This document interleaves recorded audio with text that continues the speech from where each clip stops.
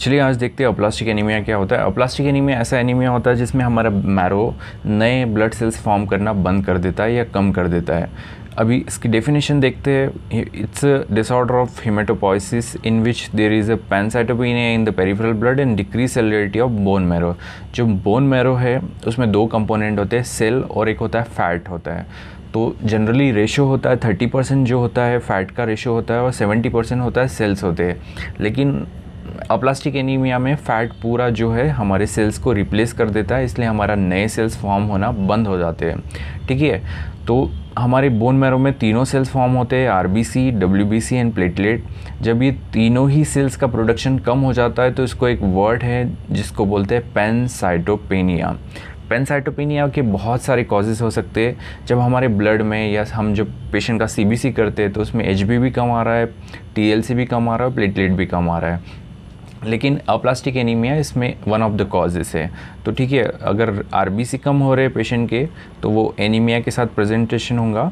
WBC कम हो रहे उसके तो उसको ल्यूकोपेनिया और रिकरेंट इन्फेक्शन के साथ प्रेजेंट होगा। और प्लेटलेट अगर पेशेंट के कम हो रहे तो वो ब्लीडिंग के साथ प्रेजेंट होगा।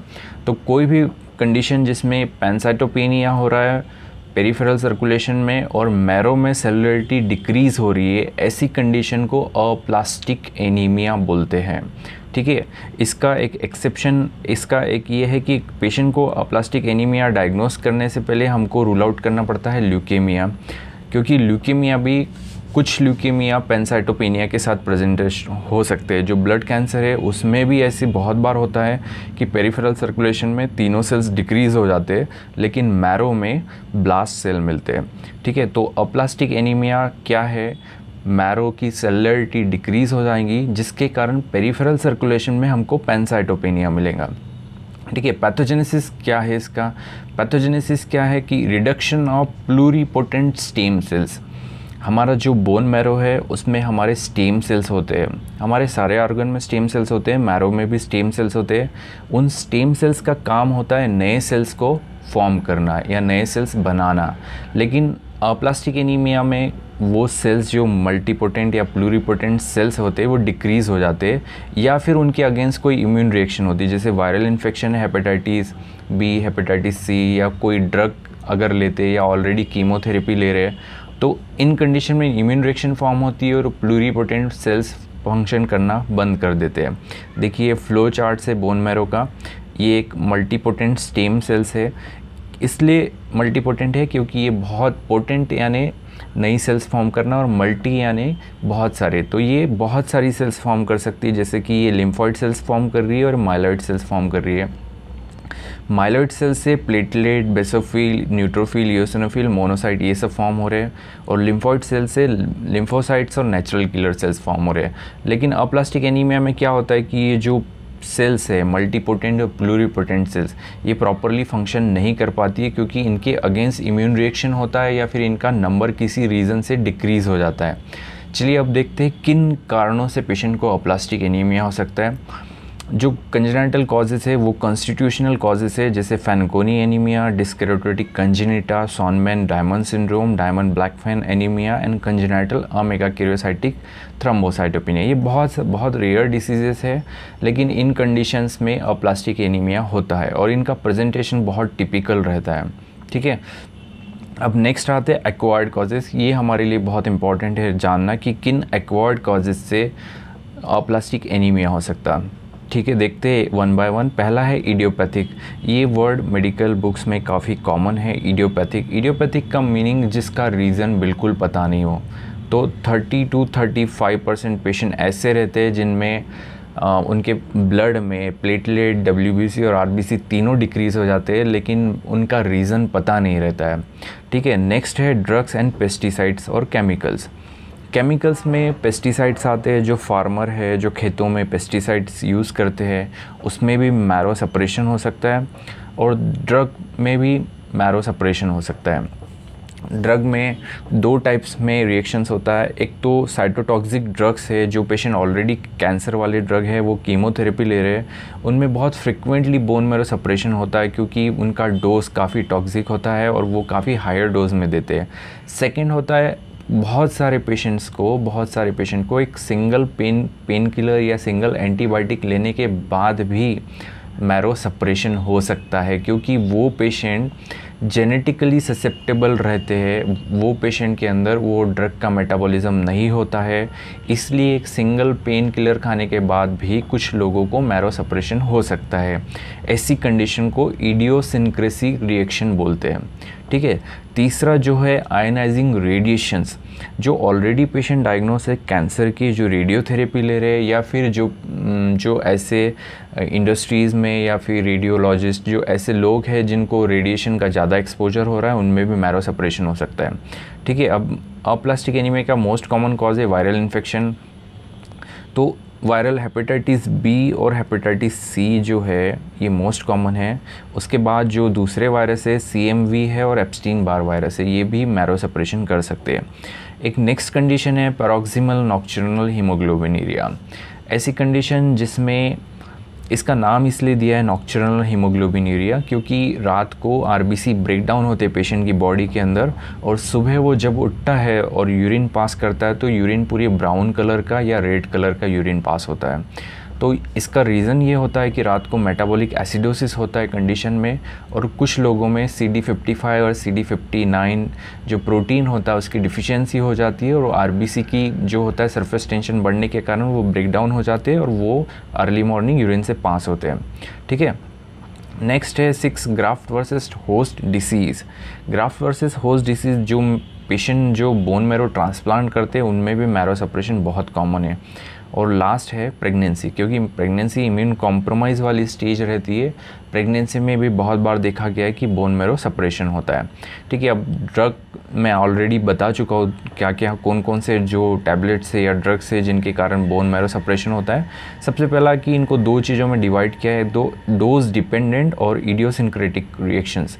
डोज डिपेंडेंट यानी जो साइटोटॉक्सिक ड्रग्स है, कैंसर कीमोथेरेपेटिक एजेंट है, जो लोग ऑलरेडी कैंसर में कीमोथेरेपी ले रहे हैं, उनमें मोस्ट कॉमन मैरो सप्रेशन होता है। लेकिन इडियोसिंक्रेटिक रिएक्शन में भी बहुत बार ऐसा देखा गया है कि एक सिंगल एंटीबायोटिक लेने से भी मैरो सप्रेस हो जाता है। लेकिन इसमें एक अच्छी चीज़ रहती है कि ये बहुत ट्रांजिएंट है, यानी कुछ कम समय के लिए होता है। बाद में जब एंटीबायोटिक या फिर पेन किलर या भी जो भी ड्रग हो वो अगर निकाल दिया जाए तो वो मैरो रिवर्सिबल हो जाता है। ठीक है। तो कौन कौन से सल्फ़र ड्रग वाले एंटीबायोटिक्स जो है, या फिर क्लोरामफेनिकॉल, ये पहले एंटेरिक फीवर के लिए ड्रग ऑफ चॉइस था लेकिन अब उसको चेंज कर दिया गया क्योंकि क्लोरामफेनिकॉल बोन मैरो सप्रेशन करता है। एंटी इन्फ्लेमेटरी ड्रग्स बहुत सारे हैं। एंटी रूमेटिक जो जिनको रूमेटिक फीवर में पेनासिलामीन या गोल्ड जो देते हैं टैबलेट्स उनमें भी होता है। एंटी इपिलिप्टिक जो है जो एपिलिप्सी में देते हैं फेनेटोइन, कार्बामाजेपिन। एंटी थायराइड है। ट्रांसक्विलाइजर जो एंटी डिप्रेसेंट है, या फिर फ्यूरोसेमाइड जो है डायूरेटिक्स है जो हाइपरटेंशन में देते हैं। एलोपिरेनॉल इसको जो गाउट में देते हैं, इसमें भी बोन मैरो सप्रेशन फ्रिक्वेंटली देखा गया। वैसे लिस्ट तो बहुत लंबी है लेकिन ये मोस्ट कॉमन ड्रग्स है जिनके कारण मैरो सप्रेशन होता है। ठीक है। अभी क्लिनिकल प्रेजेंटेशन पेशेंट का कैसा रहेगा अप्लास्टिक एनीमिया में? देखिए क्लिनिकल प्रेजेंटेशन डिपेंड रहेगा कि कौन सी सीरीज सबसे ज़्यादा सप्रेस हुई है। मोस्टली RBC अगर सप्रेस हो रहे हैं तो पेशेंट को एनीमिया के साथ प्रेजेंटेशन होगा। एनीमिया का प्रेजेंटेशन क्या होता है? फटीग होता है, यानी वीकनेस होती है उसको। थोड़ी देर चलने के बाद उसकी सांस फूलने लगती है, ब्रीदिंग शॉर्टनेस ऑफ ब्रीदिंग होता है, चक्कर आते हैं, डिजीनेस होता है। जो हाथ और पैर रहते कोल्ड हो जाते हैं क्योंकि उनमें सर्कुलेशन प्रॉपर नहीं हो पाता है, पैलर होता है, और बहुत बार कुछ पेशेंट्स को चेस्ट पेन होता है। तो मोस्टली प्रेजेंटेशन एनीमिया जैसा ही होता है जो कॉमन है। उसके बाद है दूसरा है WBC कम होते हैं। देखिए WBC में न्यूट्रोफिल और मोनोसाइट सबसे इम्पॉर्टेंट चीज़ें हैं जो इन्फेक्शन से फाइट करते हैं। अगर WBC में न्यूट्रोफिल और मोनोसाइट प्रॉपरली डिक्रीज़ हो गया उनका नंबर, तो उसको पेशेंट को फीवर या फिर रिकरेंट इन्फेक्शन होगा क्योंकि मोनोसाइट और न्यूट्रोफिल प्रॉपरली फंक्शन नहीं कर पाएंगे, या फ्लू लाइक इलनेस आएगा। अगर प्लेटलेट कम हो रहा है तो ब्लीडिंग होगा, रेड स्पॉट फॉर्म होंगे बॉडी पे, प्रोलॉन्ग ब्लीडिंग होगा, ब्रूजिंग्स होंगी। ठीक है। तो ये सारा टिपिकल प्रेजेंटेशन है अप्लास्टिक एनीमिया। अप्लास्टिक एनीमिया का पेशेंट हमेशा पैनसाइटोपेनिया के साथ प्रेजेंट होगा। अब जो लोग डायग्नोज हो चुके हैं ऑलरेडी, उनको ट्रीटमेंट देने के लिए हम लोग सीवियरिटी के हिसाब से डिसाइड करते हैं। पहला होता है सीवियर एनीमिया, दूसरा वेरी सीवियर और तीसरा नॉन सीवियर।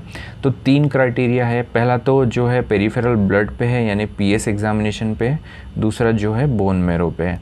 पीएस पे 3 क्राइटेरिया है। एब्सोल्यूट न्यूट्रोफिल काउंट 500 से नीचे अगर हुए तो वो सीवियर कैटेगरी है, प्लेटलेट 20,000 पर क्यूबिक mm से नीचे, और रेटिकुलोसाइट जो है लेस देन 1%। रेटिकुलोसाइट का नॉर्मल काउंट 0.5 से 2.5% होता है अगर वो 1% से नीचे। रेटिकुलोसाइट क्या होते हैं? ये आरबीसी, मैच्योर आरबीसी जिसमें न्यूक्लियस नहीं होता, उससे एक स्टेज पहला होता है। तो जनरली रेटिकुलोसाइट मैरो में रहते, वो सर्कुलेशन में नहीं आते, लेकिन जब भी हीमोलाइसिस होता है या फिर एनीमिया, सीवियर एनीमिया होता है या फिर ट्रीटमेंट होता है एनीमिया का, तो रेटिकुलोसाइट पेरिफेरल सर्कुलेशन में आते हैं। तो ठीक है, 3 क्राइटेरिया जो है, न्यूट्रोफिल, एब्सोल्यूट न्यूट्रोफिल 5,000 पर क्यूबिक mm से नीचे 500, प्लेटलेट 20,000 से नीचे और रेटिकुलोसाइट लेस देन 1%। अब मैरो पे फाइंडिंग आ जाइए। मैरो की सेलुलरिटी जो है लेस देन 25%, ये सबसे इंपॉर्टेंट है बोन मैरो पे। और दूसरा है, अगर 25 से 50% के बीच में सेलुलरिटी आ रही है तो हीमेटोपोइटिक सेल्स 30% से नीचे जब भी जाते हैं तो हम उसको सीवियर के ग्रेड में डालते हैं। वेरी सीवियर का सेम सीवियर का ऐसा है, सिर्फ एब्सोल्यूट न्यूट्रोफिल काउंट 200 से नीचे होना चाहिए तो हम उसको वेरी सीवियर इसलिए बोल रहे हैं कि न्यूट्रोफिल बहुत इंपॉर्टेंट है इन्फेक्शन से फाइट करने के लिए। अगर पेशेंट का न्यूट्रोफिल काउंट 200 से नीचे जाता है पर क्यूबिक mm, तो उसको इन्फेक्शन के चांसेस और उसकी सब्सिक्वेंट डेथ होने के चांसेस बहुत ज़्यादा रहते हैं। नॉन सीवियर में सिर्फ सेलुलरिटी का क्राइटेरिया और वो सीवियर और नॉन वेरी सीवियर से मैच नहीं होना चाहिए। ठीक है, इन्वेस्टिगेशन क्या होते हैं अप्लास्टिक एनीमिया में? देखिए, इन्वेस्टिगेशन डिपेंड करता है कॉज पे, किन रीज़न से पेशेंट को अप्लास्टिक एनीमिया हो रहा है। तो सबसे पहला इन्वेस्टिगेशन क्या है? सीबीसी, कंप्लीट ब्लड काउंट, या फिर पेरिफेरल स्मीयर एग्जामिनेशन। सीबीसी में हमको पैनसाइटोपेनिया मिलेगा। पैनसाइटोपेनिया यानी पेशेंट का एचबी भी कम रहेगा, टीएलसी भी कम रहेगा और प्लेटलेट भी कम रहेगा। अब सीबीसी पे हमको पैनसाइटोपेनिया मिल रहा है, पेरिफेरल ब्लड पे पैनसाइटोपेनिया मिल रहा है, तो नेक्स्ट स्टेप उसका कन्फर्मेटरी है बोन मैरो एस्पिरेशन और bone marrow biopsy.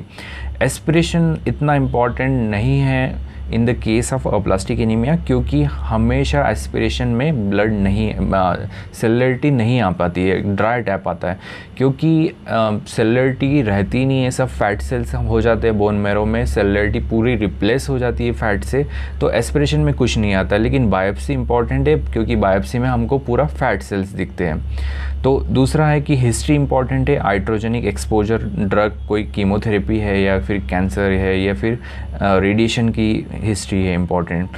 Chest x ray infection को रूल आउट करने के लिए, liver function test specially hepatitis B और हेपेटाइटिस सी के लिए। देन उसके बाद वायरल स्टडी होती है, क्योंकि मेन वायरस जो होते हैं Epstein Barr, cytomegalo, hepatitis B, hepatitis C, individual virus के डीएनए या फिर जो भी उनके इन्वेस्टिगेशन है वो इम्पॉर्टेंट है। विटामिन्स की डिफिशियंसी इंपॉर्टेंट है। फिर ब्लड जो है पैरोक्सिमल नॉक्चुरल हीमोग्लोबिनुरिया के बाद CD55 एंड CD59, ये फ्लो साइटोमीटर से कंफर्म हो जाता है पैरोक्सिमल नॉक्चुरल हीमोग्लोबिनुरिया। ठीक है, अब देखिए एक नॉर्मल रिलेशन बहुत इंपॉर्टेंट है कि हमारी बॉडी में बोन मैरो में फैट और सेलुलरिटी का एज के हिसाब से कितना परसेंटेज रहता है। तो ये जो ब्राउन कलर है ये सेलुलरिटी है और वाइट जो है ये फैट है। तो चिल्ड्रन में मैक्सिमम सेलुलरिटी रहती है मैरो में और कुछ परसेंटेज में फ़ैट रहता है। एडल्ट में 50-50 का रेशो हो जाता है और ओल्डर एज में एल्डरली पेशेंट में मोस्टली फ़ैट रहता है, कुछ परसेंट सेलुलरिटी रहती है। अब देखिए ये जो है ये अप्लास्टिक एनीमिया का पिक्चर है जिसमें ये दो बोनी बोनी फ्रेगमेंट्स है और बाकी ये पूरे वाइट डॉट्स जो है ये फैट है। इसमें बिल्कुल भी सेल्स नहीं है, सेल्स का ब्लड का प्रोडक्शन बिल्कुल बंद हो गया है। वही ये नॉर्मल पेशेंट है, देखिए ये बोनी फ्रेगमेंट्स है और ये जितने भी दिख रहे हैं ये सेल्स है और ये छोटे छोटे वाइट डॉट्स है, ये जो है फैट सेल्स है। ठीक है, अब देखिए ये दूसरा पिक्चर है बोन मैरो एस्पिरेशन का, ये बोन है और ये नॉर्मल रेड जो है ये सेलुलरिटी है पेशेंट के बोन मैरो में। वहीं ये अप्लास्टिक एनीमिया का पेशेंट है, ये बोन है और ये वाइट पूरा फैट है। अब सेकंड पिक्चर में बिल्कुल भी सेल्स नहीं दिख रहे, जो हेमेटोपोइटिक सेल्स है वो कम्प्लीटली रिप्लेस हो गए फैट सेल्स से। ठीक है, तो ये बायोप्सी में कंफर्म हो जाता है अप्लास्टिक एनीमिया। अब डिफरेंशियल डायग्नोसिस क्या है? डिफरेंशियल डायग्नोसिस में पैनसाइटोपेनिया विथ हाइपरसेलुलर मैरो, देखिए पैनसाइटोपेनिया तो हमको पेरिफेरल ब्लड पे पीएस एग्जामिनेशन में पता चल जाता है कि आरबीसी में एनीमिया है, WTLC भी डिक्रीज और प्लेटलेट भी कम है। और जब हम मैरो करते हैं अगर उसमें हमको सेलुलरिटी कम दिख रही है तो इन दोनों कंडीशन को मिला के बोलते हैं पैनसाइटोपेनिया विथ हाइपोसेलुलर मैरो। ठीक है, तो ये सारे 10 की 10 जो है ये डिफरेंशियल डायग्नोसिस है प्लास्टिक एनीमिया के। पहला मेन है प्लास्टिक एनीमिया हो सकता पैनसाइटोपेनिया विथ हाइपोसेलुलर मैरो का कॉज। दूसरा इनहेरिटेड बोन मैरो फेलियर हो सकता है। तीसरा MDS माइलोडिस्प्लास्टिक सिंड्रोम या उसको ल्यूकेमिया हो सकता है। पैरोक्सिमल नॉक्चुरल हीमोग्लोबिया ये मैं बता चुका हूँ। हेरी सेल ल्यूकेमिया ये ल्यूकेमिया का टाइप है। लिम्फोमा ये भी मैलिग्नेंसी है। माइलोफाइब्रोसिस ये एक ऐसी कंडीशन होती है जिसमें हमारी बोन मैरो में फाइब्रोसिस का परसेंटेज बढ़ जाता है। ट्यूबरकुलस इन्फेक्शन, माइक्रोबैक्टीरियम इन्फेक्शंस और gelatinous transformation of bone marrow. तो ये सारे डिफरेंशियल डायग्नोसिस हमको माइंड में रखने पड़ते हैं, उसको रूल आउट करना पड़ता है पेशेंट को अप्लास्टिक एनीमिया देने से पहले। ठीक है, ये फाइनल बोन मैरो का रिपोर्ट है। तो ये सेलुलरिटी जो है डिक्रीज़ हो गई है, हाइपोसेलुलर, इरेथ्रॉइड यानी आरबीसी की सीरीज़, ग्रेनुलोसाइट यानी WBC की सीरीज़ ये दोनों डिक्रीज़ हो गए। मेगाक्यूरोसाइट यानी प्लेटलेट की सीरीज़ तो ये भी डिक्रीज़ हो गई है। और एबनॉर्मल सेल यानी नील है, ब्लास्ट सेल नहीं है पेशेंट के बोन मैरो में, ओस्टियोसाइट थोड़े से बढ़ गए। तो फाइनल ओपिनियन ऐसा जाता है कि बोन मैरो हाइपोप्लेजिया है और या तो फिर अप्लेजिया है। ठीक है, चलिए आइए अब ट्रीटमेंट पे क्या है। सबसे पहला कि देखिए अगर सेल्स कम हो रहे हैं तो हमको ट्रांसफ्यूजन देना पड़ेगा। तो फर्स्ट लाइन ऑफ ट्रीटमेंट है क्या है कि उसको ट्रांसफ्यूजन देना चाहिए पेशेंट को। जो भी सीरीज़ डिक्रीज़ हो रही है आरबीसी, WBC और प्लेटलेट उसके हिसाब से ट्रांसफ्यूजन देना चाहिए। दूसरा क्या है कि अगर उसका कॉज पता हो, जैसे अगर उसको हेपेटाइटिस B है, ड्रग है, माइकोबैक्टीरियम, ट्यूबरकुलोसिस, TB का इन्फेक्शन है तो उसको रूल आउट करना है और उसके हिसाब से उसको ट्रीटमेंट देना है। इधर एंटीबैक्टीरियल देना है या फिर एंटीवायरल देना है उसको। ठीक है, उसके बाद जो है मैरो स्टिमुलेंट आते हैं, ऐसे कुछ ड्रग्स आते हैं जो मैरो को स्टिमुलेट करते हैं और नए सेल्स का प्रोडक्शन बढ़ाते हैं। फाइनली इम्यून सप्रेशन देना है उसको, ताकि जो कंडीशन में एंटीजन एंटीबॉडीज़ रिएक्शन होती है, जिसमें एंटीजेनिसिटी फॉर्म होती है, प्लूरिपोटेंट सेल्स के अगेंस्ट में एंटीजेनिसिटी फॉर्म होती है, उसमें इम्यून सप्रेशन काम आता है। और अगर फाइनली पेशेंट 40 इयर्स के नीचे का है, कम एज का है, तो उसको एलोजेनिक स्टेम सेल ट्रांसप्लांट, अगर HLA डोनर अवेलेबल है तो उसको स्टेम सेल ट्रांसप्लांट देते हैं। ठीक है, तो फाइनली ये फाइनल चार्ट है कि अप्रोच कैसे करना है पेशेंट को। पेशेंट जो है अब पैनसाइटोपेनिया विथ हाइपोसेलुलर यानी मैरो में सेल्स नहीं रहेंगे और पेरिफेरल सर्कुलेशन में भी सेल्स नहीं रहेंगे, ऐसे प्रेजेंट होगा। फिर मैंने जो 10 कॉजेज़ बताए उसको रूल आउट करना है। ठीक है, फिर जो है ट्रीटमेंट आ जाइए। ये ट्रीटमेंट में सपोर्टिव ट्रीटमेंट क्या है, या तो ट्रांसफ्यूजन देना है या फिर जो भी वायरल या बैक्टीरियल इन्फेक्शन है उसको ट्रीट करना है। डेफिनेटिव ट्रीटमेंट डिपेंड करता है पेशेंट की एज पे। अगर 40 साल से नीचे का पेशेंट है तो एलोजेनिक स्टेम सेल्स ट्रांसप्लांट करना है। 40 साल के ऊपर का पेशेंट है तो उसको इम्यून सप्रेशन थेरेपी देते हैं। उसमें मेन है एंटी थाइमोसाइट ग्लोबुलिन। देखिए ये क्या करता है, जो हमारे साइटोटॉक्सिक T सेल्स रहते हैं, साइटोटॉक्सिक T सेल्स रहते हैं उसको सप्रेस करता है, तो एंटीजेनिसिटी अपने आप कम होती है, प्लूरिपोटेंट सेल्स का नंबर बढ़ता है। वैसी साइक्लोस्पोरिन है। तो ठीक है, अप्रोच कैसा है पेशेंट का, आपको पहले तो उसको डायग्नोज बनाना है कि ये अप्लास्टिक एनीमिया है। इसके लिए आपको दूसरे कॉजेस रूल आउट करने पड़ेंगे।